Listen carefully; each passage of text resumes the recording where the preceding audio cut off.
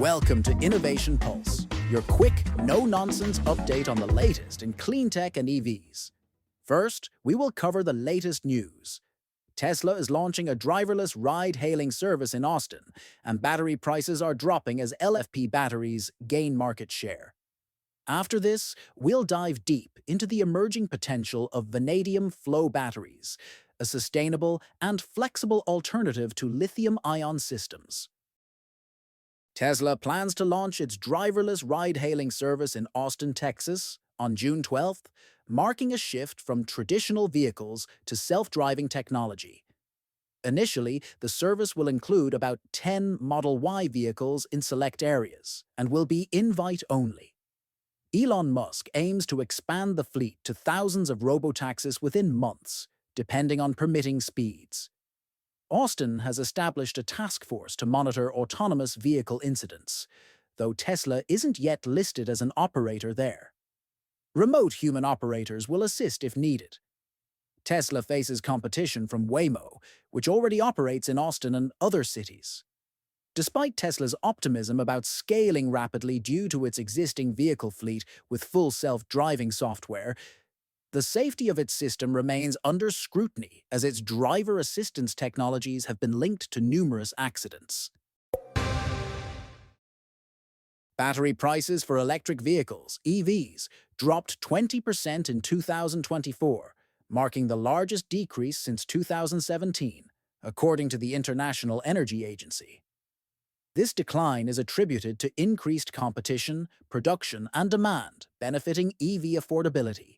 However, China's battery costs are declining faster due to its stronghold on supply chains and technological advancements. In 2024, China produced 80% of global battery cells. Lithium prices also fell by about 20%, despite significantly higher demand. LFP batteries, known for lower costs, have improved in performance and now dominate nearly half of the global EV market, led by China. Their adoption is rising rapidly in Southeast Asia, Brazil, and India. Meanwhile, the US is expanding its manufacturing capacity, driven by tax credits, although these may be at risk of removal. The global battery market is booming, but America's future role remains uncertain. And now, pivot our discussion towards the main clean tech topic.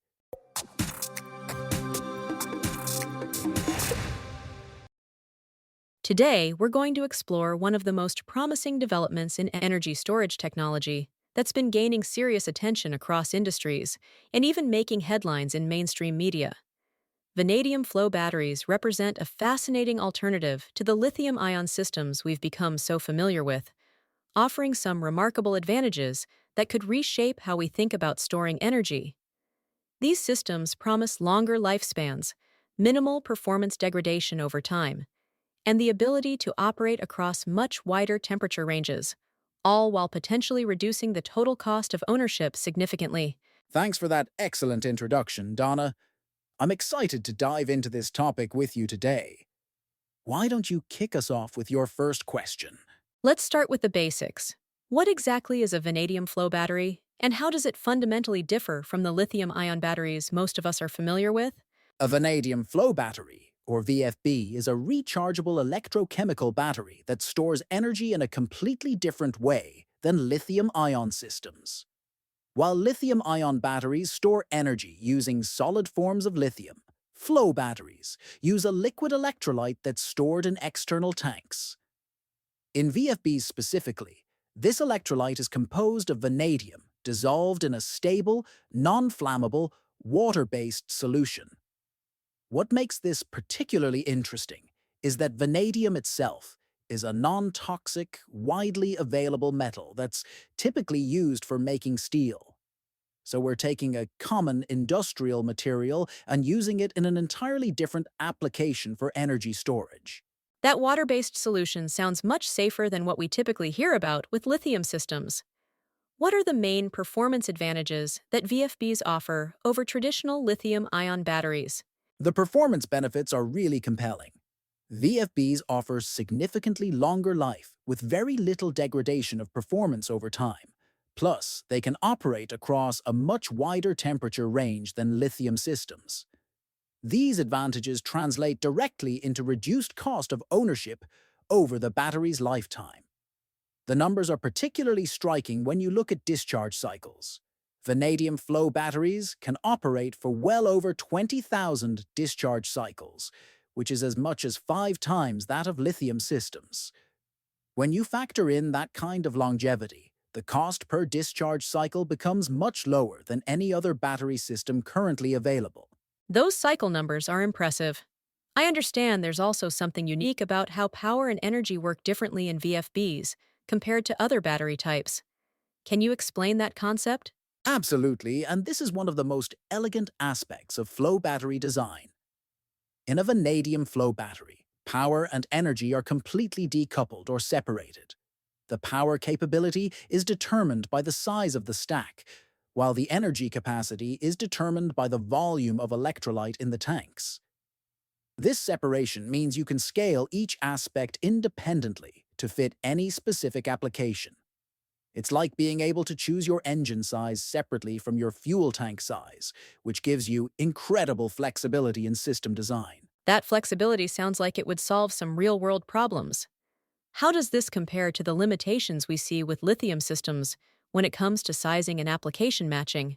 With lithium systems, you're essentially stuck with specific power and energy specifications based on whatever the manufacturer has decided to build into their particular model. When you're specifying a lithium energy storage system, you typically have to oversize the system to make sure it covers your specific power and energy requirements, even if that means you're paying for capacity you don't actually need. VFB systems don't degrade over time like lithium does, so they can be designed to precisely match the power and energy requirements of your site. Lithium systems, on the other hand, must compensate for their natural degradation by being initially oversized, which obviously costs more over the life of the system. Let's shift to environmental considerations. What does the environmental impact picture look like when comparing these two technologies?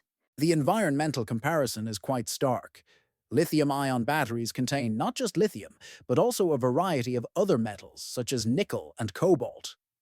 According to a recent U.S. Environmental Protection Agency report entitled Design for the Environment, lithium-ion batteries actually have the highest potential for environmental impact compared to other battery technologies.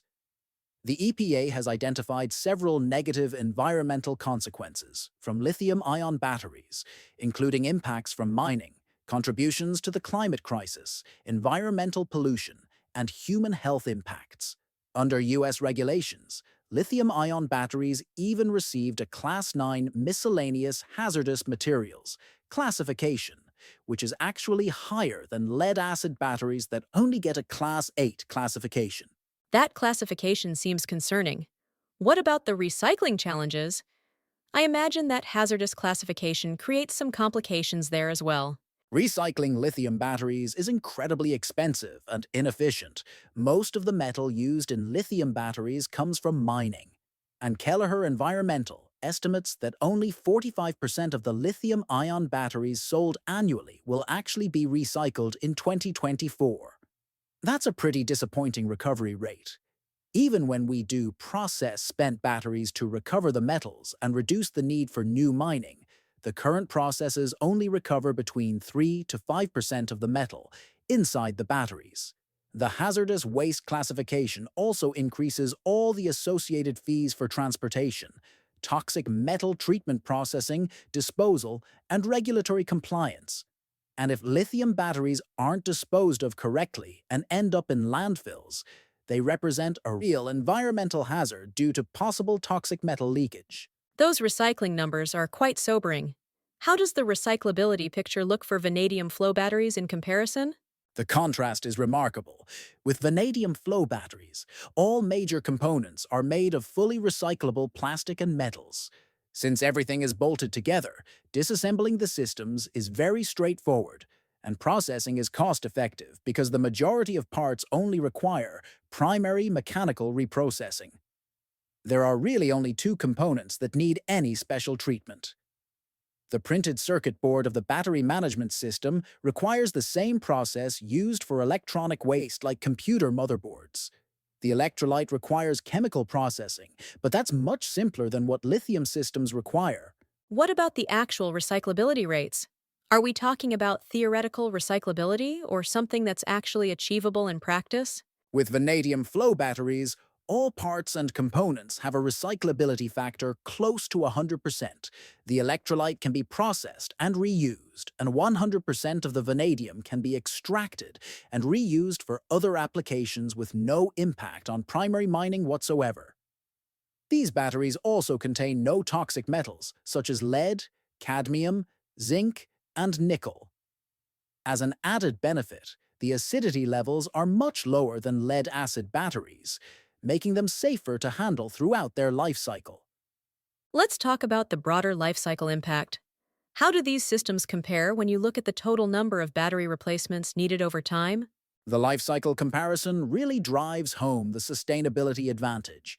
In its lifespan, one vanadium flow battery avoids the disposal, processing, and landfill impact of 8 lead-acid batteries or 4 lithium-ion batteries. When you think about the cumulative environmental impact of manufacturing, transporting, installing, and eventually disposing of multiple battery systems versus just maintaining one VFB system with the same electrolyte for decades, the environmental case becomes very compelling. We've covered a lot of technical and environmental ground. For someone trying to understand whether this technology is ready for real-world deployment, what would you say about the current state of vanadium flow battery technology? Vanadium flow battery technology is absolutely ready for deployment and is already being implemented across various industries. The technology has moved well beyond the experimental phase and is gaining serious attention, not just from technical communities, but from industries looking for reliable, long-term energy storage solutions. The combination of technical advantages, cost benefits over the system lifetime, and environmental benefits makes VFBs particularly attractive for applications where long-term reliability and sustainability are priorities. As more people become aware of both the performance capabilities and the environmental advantages, we're seeing increased adoption across different sectors. Any final thoughts on what makes vanadium flow batteries such a compelling technology for the future of energy storage? I think what's most compelling is that VFBs solve multiple problems simultaneously. They're not just about better performance or just about environmental benefits. They deliver on both fronts while also providing economic advantages over their operational lifetime. The fact that you can scale power and energy independently, combined with minimal degradation and exceptional recyclability, makes them uniquely suited for our evolving energy landscape. As we move toward more renewable energy integration and need storage systems that can reliably operate for decades, vanadium flow batteries represent a mature, proven technology that's ready to meet those challenges head-on.